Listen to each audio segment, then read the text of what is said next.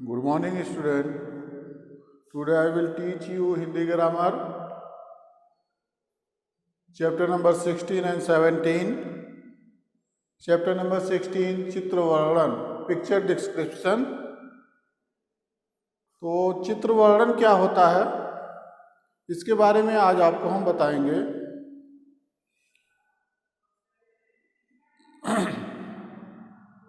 चित्र देखकर उसमें वर्णित सूक्ष्म से सूक्ष्म अंशों का अवलोकन कर अपनी भाषा में उसे अभिव्यक्त करने की कला ही चित्रवर्णन कहलाती है. ये तो हो गई परिभाषा इसकी कि चित्र देखकर उसमें वर्णित सूक्ष्म सूक्ष्म अंशों का अवलोकन कर, यानी उसमें से छोटे छोटे चीज़ों को देखकर अपनी भाषा में उसे अभिव्यक्ति कर देना ही चित्र वर्णन कहलाता है.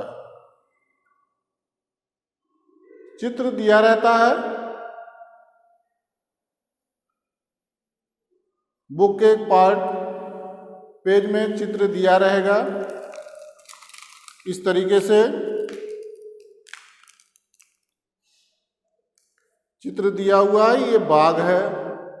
अब बाग के, यह आम का एक बाग है जिसकी सहायता से बाग का विस्तार पूर्वक वर्णन करना होता है. फिर उसके बाद नीचे दिया गया एक चित्र दिया है. दिए गए चित्र से इसका वर्णन करना है. इसमें बहुत सारी चीज़ें दी हैं. बाजार का दृश्य है, खरीदार है, लोग विभिन्न विक्रेता लोग हैं, मोल भाव करते हुए ग्राहक है, कूड़ेदान का दुरुपयोग है. तो ये सब देख करके इसका जो शीर्षक दिया गया है, इसके अकॉर्डिंग उसका अभिव्यक्ति अपने मन से कर देना, अपनी भाषा में उसको अभिव्यक्ति को व्यक्त कर देना ही चित्र वर्णन कहलाता है.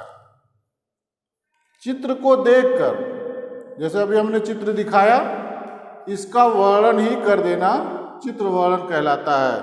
पहला दिया है कि आम का एक बाग है, तो इसको आप कैसे चित्र वर्णन कर सकते हैं?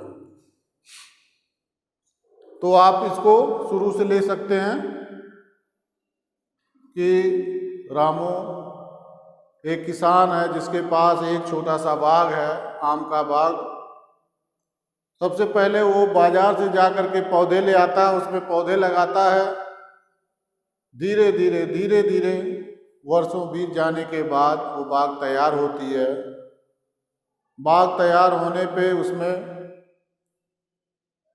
फूल निकलते हैं जिसको हम बौर कहते हैं. जो आम के पेड़ में जो फूल निकलते हैं उसको बौर कहते हैं. तो वो तैयार होता है. उसके बाद उसमें धीरे धीरे फल बनने शुरू हो जाते हैं.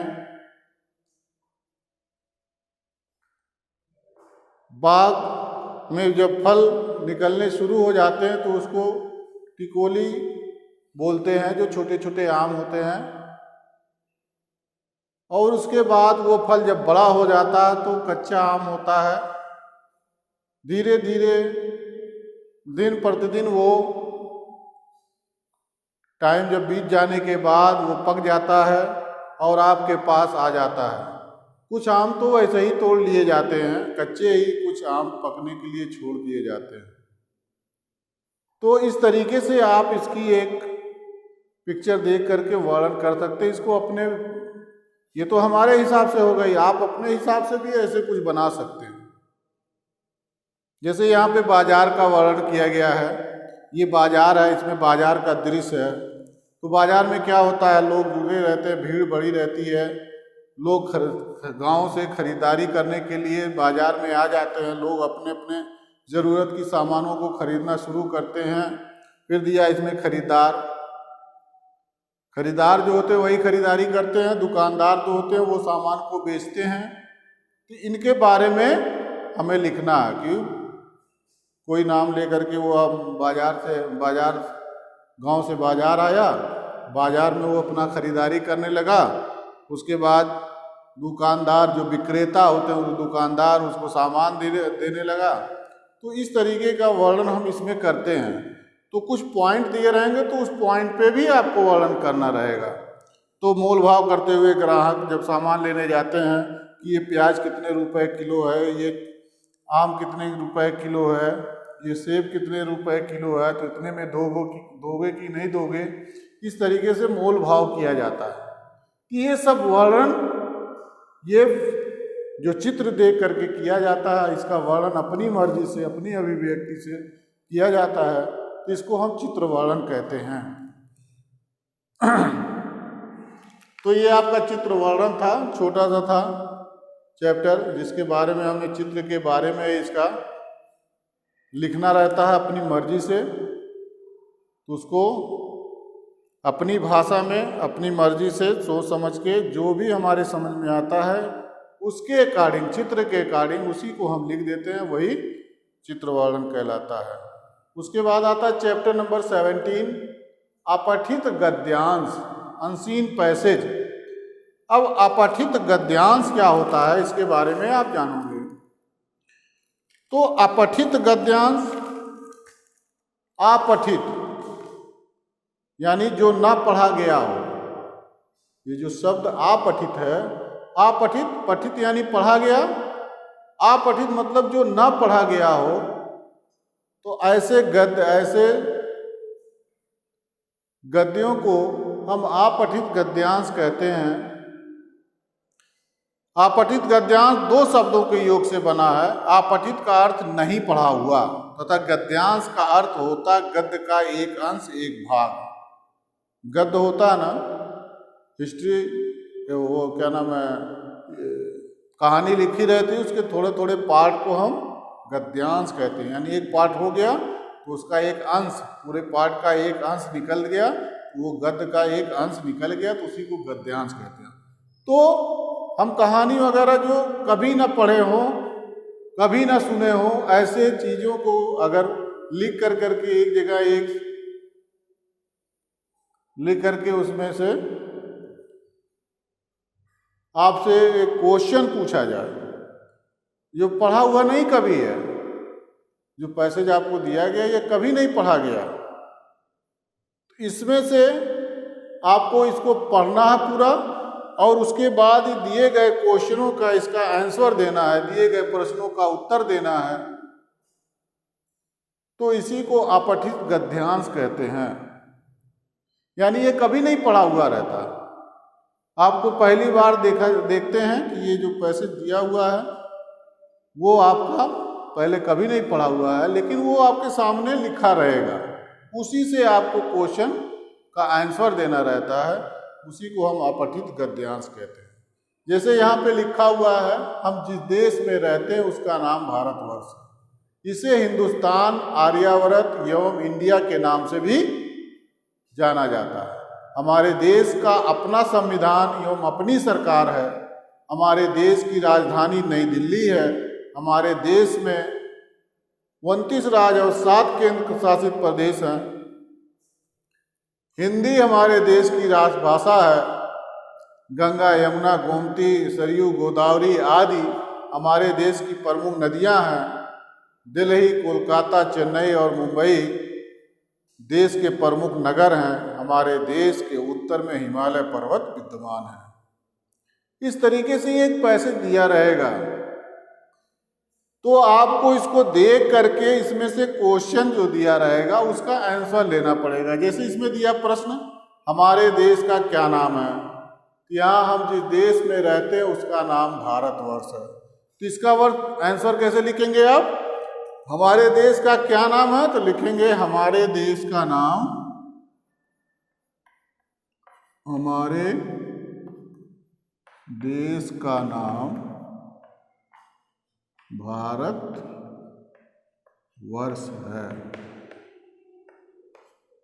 इस तरीके से आप इसका आंसर लिख दिए, भारतवर्ष। देश का क्या नाम है? भारतवर्ष। भारतवर्ष के अन्य कौन कौन से नाम हैं? कौन कौन से नाम हैं? इसे हिंदुस्तान, आर्यावर्त एवं इंडिया के नाम से जाना जाता है। तो भारतवर्ष के अन्य नाम आर्यावर्त, पहले हिंदुस्तान, कोई भी पहले लिख सकते हैं, सबका नाम आना चाहिए। हिंदुस्तान आर्यावर्त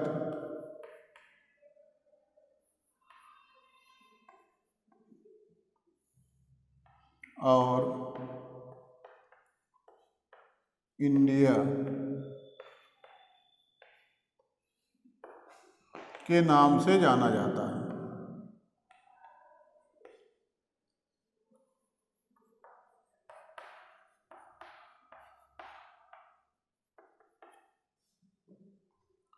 भारतवर्ष के अन्य नाम कौन कौन से हैं? हिंदुस्तान आर्यावर्त और इंडिया के नाम से जाना जाता है। इसके नाम लिख सकते हैं, हिंदुस्तान आर्यावर्त और इंडिया के नाम हैं। हमारे देश की राजधानी क्या है? अब इसमें आगे पढ़ेंगे। हमारे देश की राजधानी नई दिल्ली है। इस तरीके से क्वेश्चन यहाँ देखेंगे, इसमें पढ़ेंगे तो इसका आंसर इसमें दिया रहेगा। इसी को अनसीन पैसेज कहते हैं। हमारे देश की राजधानी क्या है? लिखेंगे हमारे देश की राजधानी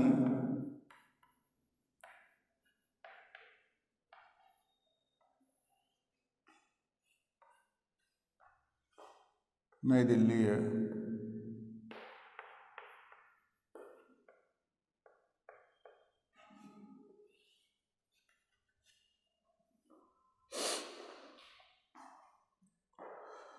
फिर हमारी राष्ट्रभाषा का क्या नाम है? हमारे देश में 29 राज्य और 7 केंद्र शासित राज्य हैं। हिंदी हमारे देश की राष्ट्रभाषा है, तो हमारी राष्ट्रभाषा हिंदी है। हमारी राष्ट्रभाषा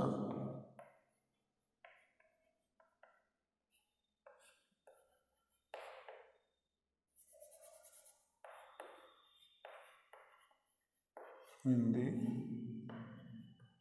है। कह रहा है इस गद्यांश का उचित शीर्षक क्या है? शीर्षक पूरा निचोड़ जो होता है कि मतलब किस चीज पे आधारित ये आपका पैसेज है, तो उसको हम लिखते हैं। तो हम जिस देश में रहते हैं यानी देश के बारे में ही पूरा कहा जा रहा है, तो ये इसका जो निचोड़ आपको दिखाई देगा कि इसका उचित शीर्षक क्या रखा जाए, यानी इसका जो मेन नाम क्या होगा। इसको जो पैसेज आपने पढ़ा इससे आपको क्या समझ में आया कि इसका नाम क्या होना चाहिए? तो इसका नाम हमारा भारत देश होना चाहिए। इस गद्यांश का उचित शीर्षक क्या है? हमारा भारत देश। ये हमारे गद्यांश का जो दिया हुआ है, इस गद्यांश का उचित शीर्षक हमारा भारत देश होना चाहिए। तो ये हो गया आपका चित्र वर्णन। चित्रों को देख करके अपने अनुसार अपने भाषा में जो बातें बोली जाती हैं, लिखी जाती हैं, उसी को हम चित्र वर्णन कहते हैं। और उसके बाद अपठित गद्यांश जो होता है, ये पढ़ा हुआ चीज़ें नहीं होती हैं, जो आप कभी नहीं पढ़े रहते, ऐसा दिया जाता है पैसेज जो आपने कभी नहीं पढ़ा है, उससे आपको क्वेश्चन का आंसर भी बनाना है, तो इसको अपठित गद्यांश कहते हैं। तो अपठित गद्यांश आप इसको अच्छी तरीके से पढ़ेंगे, समझेंगे, उसके बाद इस क्वेश्चन का आंसर आप लिखेंगे। यही अपठित गद्यांश होता है। Thank you.